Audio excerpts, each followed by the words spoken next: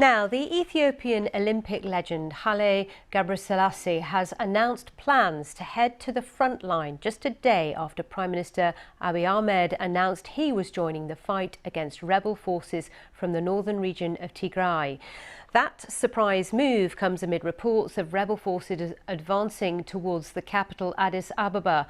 Their latest gain is the town of Shewa Robit, which is on the main road linking the capital to the north. The BBC's Emmanuel Nguza has more from Nairobi. It's a startling moment.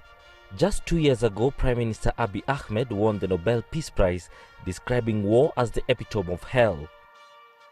Today, he's threatening to march in person to the battlefront to join his troops in the year-long war against the Tigray People's Liberation Fighters. The TPLF, which has joined forces with another rebel group, the Oromo Liberation Army, have dismissed the statement and claimed to have captured key towns and cities as they advance south towards the capital Addis Ababa. The government denies this. Supporters of the Prime Minister have cheered him on, calling him brave, but critics say it's just a publicity stunt by Mr. Abiy, who once served in the military. This has been a devastating war. There have been casualties, thousands killed and millions displaced by the conflict. Ethiopia declared a state of emergency at the beginning of November.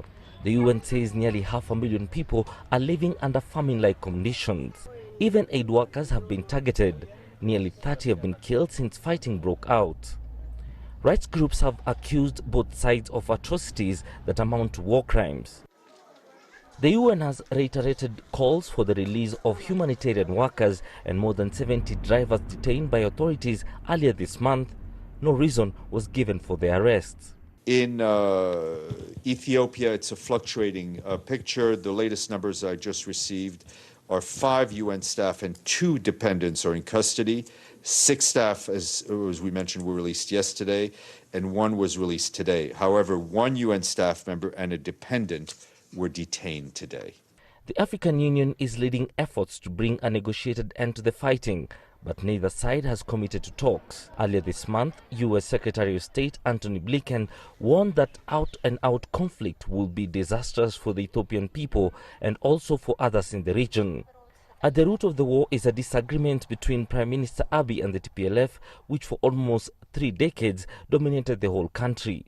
The simmering dispute then erupted into war 12 months ago when Tigrayan forces were accused of attacking army bases to steal weapons, and federal government responded. PM Abiy Ahmed came into power, bringing with him sweeping reforms and promising to heal old wounds. Today, the country is torn apart by bitter ethnic tensions that have led many to question how things could have gone so wrong for a country that held so much hope. Emmanuel Nguza, BBC News.